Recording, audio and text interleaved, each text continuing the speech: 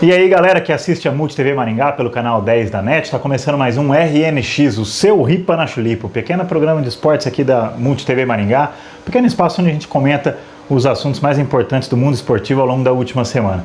E eu queria começar aqui o RNX falando do glorioso Maringá Futebol Clube, que está lá na final com Londrina e já empatou o primeiro jogo contra o Londrina lá na casa do Tubarão, lá na casa do adversário, no grande Estádio do Café. Muito bonito o Estádio do Café, por sinal. Trabalhei lá por um bom tempo quando eu era repórter da Folha e fazia setorista lá de fim de semana lá do Londrina, nas suas incursões pela Série D do Campeonato Brasileiro. Série D, a qual o Maringá já tem vaga garantida.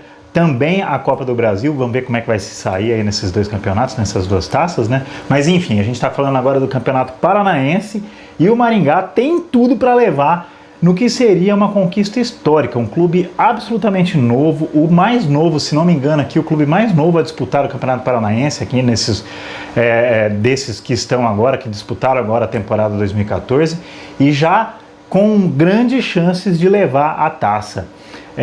O que me chamou muito a atenção aí nesse fim de semana é que no jogo lá em Londrina, no Estádio do Café, eu tenho até uma colinha aqui que eu peguei do Estadão, uma tabela com os públicos das finais dos estaduais mais importantes aí por todo o Brasil. E o Campeonato Paranaense, a final do Campeonato Paranaense, o primeiro jogo da final do Campeonato Paranaense, teve mais público do que a final do Campeonato Carioca, entre Vasco e Flamengo. Olha só, hein? Vou até passar aqui para vocês. Nesse último fim de semana agora, Bahia e Vitória, lá no Campeonato Baiano, 32 mil pagantes. Sport e Santa Cruz, lá no Pernambuco, 28 mil pagantes. Ituano e Santos, que a gente vai falar daqui a pouquinho também, 27 mil pagantes. Londrina e Maringá, 26 mil pagantes. À frente, não só de Vasco e Flamengo, com 20 mil pagantes, como também de Atlético Mineiro e Cruzeiro, que teve 22 mil pagantes. É claro que tudo isso vocês já devem ter visto aí, porque essa notícia chamou muito a atenção aí de quem acompanha o esporte, quem acompanha o futebol, principalmente agora na segunda-feira. A gente grava o RNX na terça-feira e essa notícia foi destaque em todos os sites esportivos na segunda-feira. Mas o que eu queria colocar em debate aqui é o seguinte: tendo em vista esse público da final do Campeonato Paranaense, superior à final do Campeonato Mineiro e à final do Campeonato Carioca, aos primeiros jogos, claro, é de se pensar, é uma coisa que deveria fazer, pelo menos com que as federações, e em especial a Federação Paranaense de Futebol, repensasse a sua fórmula aí, criasse uma maneira de valorizar um pouco mais os times do interior. A gente sabe que todos os campeonatos estaduais sofrem com falta de público e pela primeira vez a gente vê um fenômeno como esse. Um campeonato paranaense que não é nem de longe tão importante quanto o Carioca, quem acompanha futebol sabe muito bem disso, com dois clubes do interior levando mais público do que um Vasco e Flamengo. Quando é que a gente poderia ver isso, né?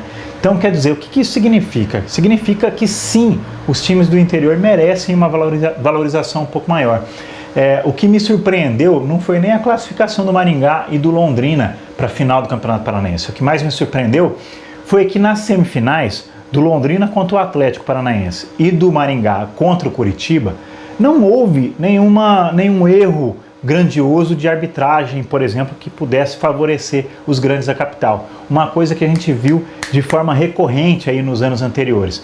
A gente não pode dizer se isso é um acidente, foram acidentes ou se foi intencional, mas enfim, que aconteceram erros que prejudicaram as equipes do interior, isso é evidente, é histórico e ninguém pode negar.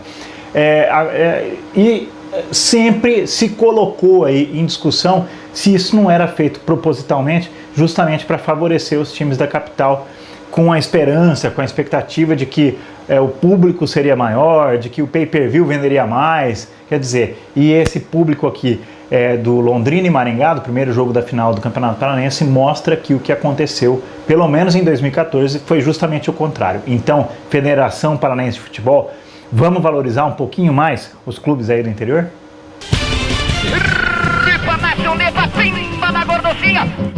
E como eu falei que eu ia dizer, quero comentar também aqui o primeiro jogo da final do Campeonato Paulista, Ituano e Santos, 1-0 para o Ituano.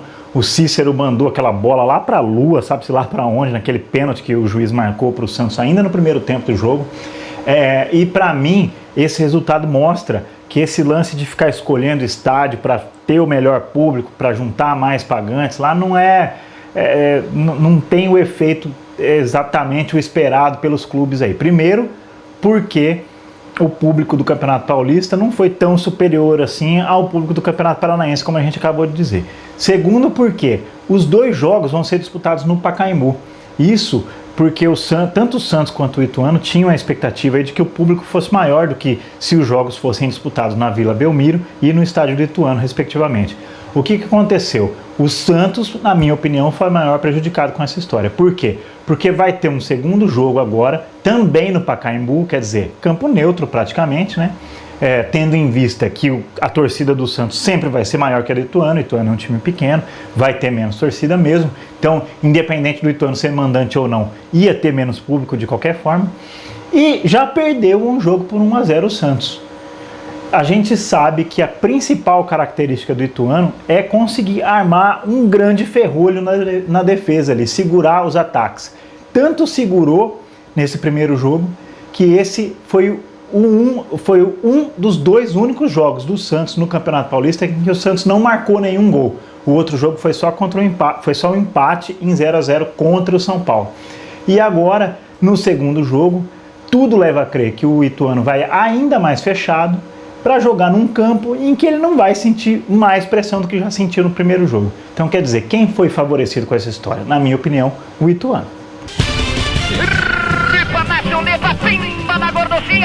Uma grande contratação aí do futebol mineiro agora para o restante da temporada 2014, só esse restinho de ano aí, é o Nicolás Anelka, francês Nicolás Anelka, no Atlético Mineiro. Ao que parece, ele ainda não fechou realmente o contrato, mas está tudo certo. O presidente lá, o Alexandre Calil, já falou que está tudo assinado, está tudo certo. O Atlético só está esperando a chegada da Anelka aí, que provavelmente chega nesta terça-feira já ao CT do Atlético Mineiro. Sinceramente, é uma contratação de impacto, é um nome bem conhecido aí no futebol mundial, mas enfim, não é um craque nem de longe. O Atlético Mineiro tem centroavantes, tem atacantes muito melhores do que o Nicolás Anelka. É um jogador que, para mim, sinceramente, está muito longe de ser um craque e tem se destacado no futebol mundial muito mais pelas suas atitudes discriminatórias do que pelo futebol. Vou até pegar aqui porque ele estava jogando num timinho de nada, num timeco lá da Inglaterra. É o West Bromwich. Você já ouviu falar desse time? Ninguém nunca ouviu falar, porque é um time que recentemente subiu da segunda divisão do campeonato inglês. Ele foi companheiro do Ronaldinho Gaúcho já no PSG, mas enfim, nada além disso. A maior vitória do currículo dele é ter jogado junto com o Ronaldinho Gaúcho. Enfim, vai jogar no Atlético Mineiro agora. E no West Bromwich ele se destacou, foi dispensado do clube inglês, inclusive nesse começo de ano agora, porque fez um gesto antissemita, um gesto contra os judeus, na comemoração de um gol. É um gesto, eu não sei, sinceramente, não entendo muito bem o que significa, mas ele põe a mão num braço e aponta com o braço reto para o outro lado. É um gesto bem conhecido por ser ofensivo à comunidade judaica. Por isso foi expulso do West Bromwich e veio parar aqui no Atlético Mineiro. O Atlético, aparentemente, pelo menos oficialmente, não gastou dinheiro com essa contratação, porque ele tinha sido dispensado, então estava sem clube. Vai poder ser inscrito na Libertadores porque não estava jogando por nenhum clube recentemente, né? Vai entrar já nas oitavas de final da Libertadores. Vamos ver o que o Anelka vai acrescentar ao Atlético Mineiro, que não seja só polêmica, né? Galera, é isso aí, o RNX vai ficando por aqui. Eu queria fazer o convite, reforçar mais uma vez o convite para que você mande o seu Twitter aqui para o RNX, RNX Multi TV, pode mandar sua cornetada. Nosso editor aí, o Caio Paganini, mandou uma sugestão para a gente falar sobre o Pyrus, acho que é Pyrus ou Pyrus, não sei como é que fala o nome do time de rugby aqui de Maringá. Vou estudar, Caio, prometo que vou levantar algumas informações aqui sobre o clube, sobre o campeonatinho que eles disputam, que organizam aí. Vou falar aqui, pode deixar, fica tranquilo.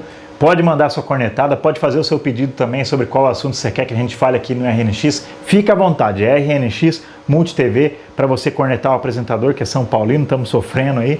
Vamos ver também se na semana que vem você vai poder cornetar os santistas ou os torcedores do Ituano. Vamos ver como é que fica aí essa final do Campeonato Paulista.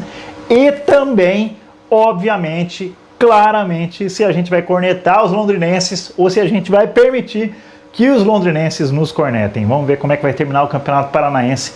Tudo leva a crer, e a gente tem fé nisso, que o Maringá vai levar o seu primeiro título estadual agora, nesse fim de semana no Willie Davis. 19 mil ingressos, todos vendidos, o estádio vai estar lotado, vamos ver como é que vai ser essa final. Pessoal, o RNX fica por aqui, até semana que vem.